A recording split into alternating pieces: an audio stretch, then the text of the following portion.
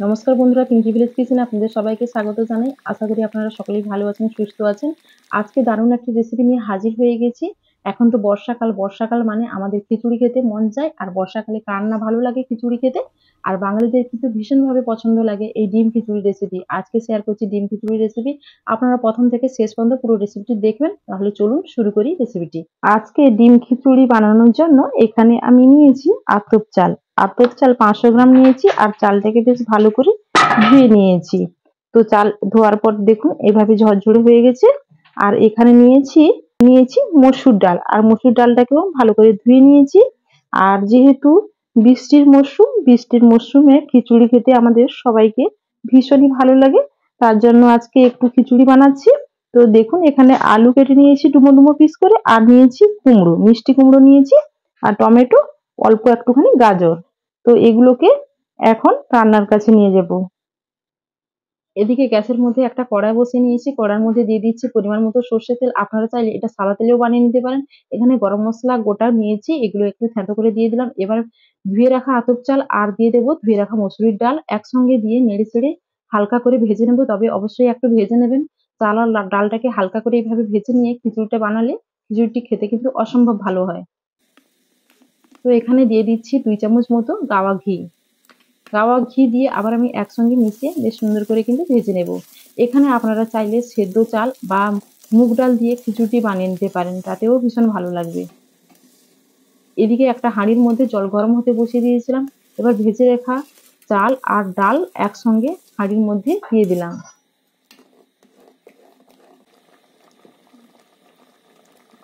এবার এর মধ্যে দিয়ে দিচ্ছি সামান্য পরিমাণে হলুদের গুঁড়ো, আর দিয়ে দিচ্ছি পরিমাণ মতো লবণ। এবার এর মধ্যে আরো বেশ কিছুটা পরিমাণে জল দিয়ে দিলাম, যেহেতু খিচুড়িতে জল প্রচুর লাগে। আর এখন নাড়িয়ে নিয়ে আমি ঢাকা দিয়ে চাল আর ডালটাকে সেদ্ধ হতে দেবো। কড়াইয়ের মধ্যে তেল দিয়ে আবার আমি আলু আর কুমড়ো আর এখানে দিয়ে দিচ্ছি গাজর। এবার এর মধ্যে দিয়ে দেব পরিমাণ মতো লবণ, আর দিয়ে দিচ্ছি পরিমাণ মতো হলুদের গুঁড়ো, দিয়ে হালকা করে নেড়ে চেড়ে আমি ভেজে নেব। তো এগুলোকে এভাবে নেড়ে চেড়ে ভেজে নিতে হবে। তবে ঢাকা দিয়ে দিয়ে ভেজে নিলে আলু আর কুমড়োটা বেশ সুন্দরভাবে কিন্তু নরমও হয়ে যায়। দেখুন ঢাকা দিয়ে দিয়ে ভেজে নিয়েছিলাম। তো ভাজা হয়ে গেছে। এর মধ্যে দিয়ে দিচ্ছি একটা টমেটো। টমেটোটা দিয়ে আবার নেড়ে চেড়ে ভেজে নিলাম। এবার এখানে চাল আর ডালটা অর্ধেকটা সেদ্ধ হয়ে এসছে। তো এর মধ্যে এখন ভেজে রাখা কুমড়ো আলু আমি একসঙ্গে দিয়ে দিলাম। তবে হাঁড়িটা একটু ছোট আছে, তার জন্য খিচুড়িটা সেদ্ধ হয়ে কিন্তু অনেকটা ভর্তি হয়ে গেছে। তো এগুলোকে একটু সাবধানে মিশিয়ে নেব।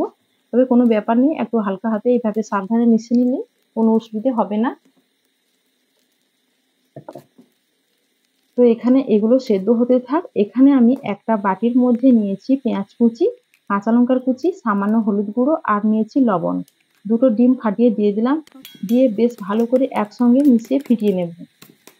যেহেতু আজকে ডিম খিচুড়ি বানাচ্ছি, তার জন্য এভাবে দুটো ডিম দিয়ে দিলাম। আপনারা দুটো ডিমের বদলে 4টা 5টা 6টা ডিমও দিয়ে দিতে পারেন, কোনো অসুবিধে নেই।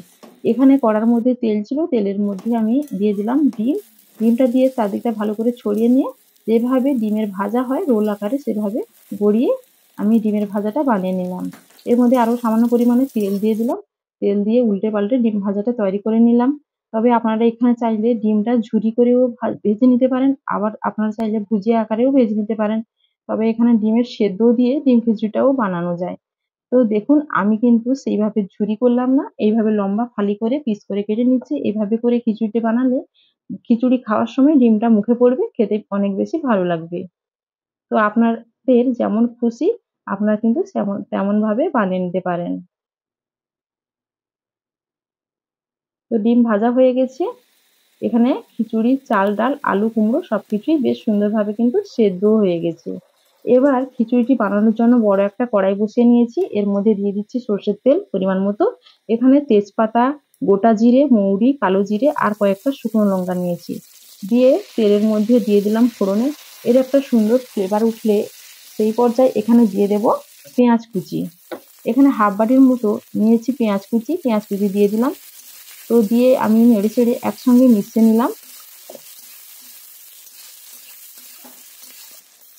এর মধ্যে এখন একটা বড় সাইজে দিয়ে দিচ্ছি টমেটো কুচি। টমেটো কুচি দিয়ে পেঁয়াজ আর টমেটো একসঙ্গে নেড়ে চেড়ে মিশিয়ে একটু হালকা করে ভেজে নেব। তবে খিচুড়ি বানাচ্ছি, খুব বেশি ভাজারও প্রয়োজন নেই। আর এখানে দিয়ে দিচ্ছি কয়েকটা চেরা কাঁচা লঙ্কা। আপনারা যে যেমন ভাবে ঝাল পছন্দ করবেন সেইভাবে ঝালটা কিন্তু দেবেন। তো এখন দেখুন এখানে নিয়েছি আদা বাটা আর দিয়ে দেব রসুন বাটা। আদা আর রসুন দিয়ে দিলাম, দিয়ে একসঙ্গে নাড়িয়ে কষিয়ে নেব যাতে আদা রসুনের কাঁচা গন্ধটা চলে যায়।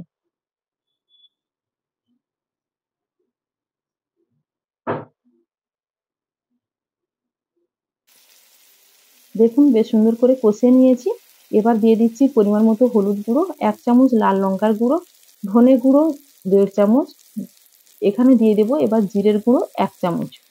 এবার সামান্য পরিমাণে জল দিয়ে দেব। যেহেতু গুঁড়ো মশলা কড়াইতে লেগে যাবে তার জন্য সামান্য জল দিয়ে মশলাটাকে বেশ সুন্দর করে রেডি করে নেব।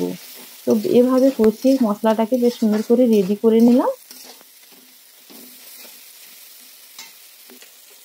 এবার দেখুন এর মধ্যে দিয়ে দিচ্ছি ১ চামচ লাল কাশ্মীরি চিলি পাউডার। এটা কিন্তু পুরোপুরিভাবে অপশনাল, আপনারা চাইলে দিতে পারেন, না চাইলে নাও দিতে পারেন। এখানে দিয়ে দিচ্ছি চিকেন মশলা ১ চামচ আর দিয়ে দেব ২ চামচ এখানে গাওয়া ঘি। গাওয়া ঘি ২ চামচ দিয়ে দিলাম, দিয়ে বেশ ভালো করে একসঙ্গে কষিয়ে নেব। এবার কষানো মশলার মধ্যে ভেজে রাখা ডিম দিয়ে দিলাম। ভেজে রাখা ডিমটা দিয়ে একসঙ্গে বেশ আবার ভালো করে মিশিয়ে নিলাম।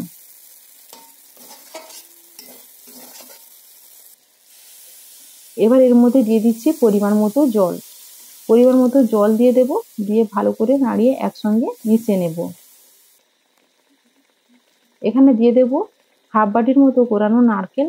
তবে এখানে আপনারা নারকেলের কুচিও দিয়ে দিতে পারেন, যেহেতু খিচুড়িতে নারকেল পড়লে খেতে কিন্তু ভীষণভাবে ভালো লাগে।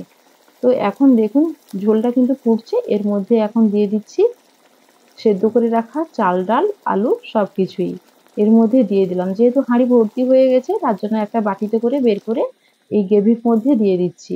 এই সময় গ্যাসের আঁচটা কম করে রাখবেন। গ্যাসের আঁচটা আমি কিন্তু কম করে রেখেছি। এখানে পরিমাণ মতো দিয়ে দিচ্ছি চিনি। আর আপনারা যে যেমন ভাবে মিষ্টি পছন্দ করবেন সেইভাবে কিন্তু চিনিটা দেবেন। আমি একটু খিচুড়িটা একটুখানি মিষ্টি মিষ্টি খেতে ভালোবাসি, তার জন্য চিনিটা একটু বেশি করে দিয়ে দিলাম।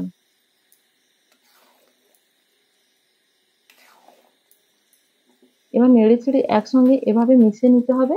এতে আরো অনেকটা পরিমাণে জল দিয়ে দিলাম। আর এখন কিন্তু আমি যে জলটা ব্যবহার করলাম সেই জলটা কিন্তু গরম জল। অবশ্যই আপনারা একটু গরম জল করে খিচুড়িতে দিয়ে দেবেন। দেখবেন খিচুড়ি অনেক বেশি ভালো লাগবে। এবার একসঙ্গে মিশিয়ে নেব বেশ সুন্দর করে। আর এখন আরো সামান্য লবণ দিয়ে দিলাম, যেহেতু খিচুড়ির মধ্যে লবণ দিয়েছিলাম তো আমাকে একটু লবণ কম মনে হলো, তার জন্য সামান্য পরিমাণে লবণটাও দিয়ে দিলাম।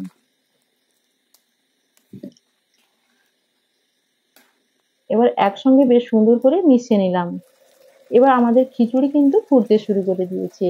ওপর থেকে গরম মশলার গুঁড়ো ছড়িয়ে দিলাম আর দিয়ে দেব আবারও সেই গাওয়া ঘি। ওপর থেকে দিয়ে দেব ২ চামচ খানেক। ঘিটা আপনারা অবশ্যই দিয়ে দেবেন, দেখবেন খেতে কিন্তু অনেক বেশি ভালো লাগবে। আর যেহেতু এটা আতপ চাল দিয়ে খিচুড়িটা বানাচ্ছি, আতপ চাল কিন্তু ছিঁড়তে বেশি সময় লাগে না, খুব তাড়াতাড়ি কিন্তু গলেও যায় আর ছিঁড়েও যায়। আর আতপ চালের খিচুড়ি খেতে আমাদের ভীষণ ভালো লাগে। আর বন্ধুরা আজকের রেসিপি কেমন লাগলো আপনারা অবশ্যই কমেন্টের মাধ্যমে জানিয়ে আপনাদের মতামত কিন্তু জানাতে ভুলবেন না। আর অবশ্যই আমার চ্যানেলটাকে সাবস্ক্রাইব করে আমার পাশে থাকবেন রেসিপিটি যদি আপনাদের ভালো লাগে। আর ভালো লাগলে অবশ্যই একটা লাইক করবেন। আপনারা সবাই ভালো থাকবেন, সুস্থ থাকবেন, বন্ধুদের সঙ্গে শেয়ার করবেন।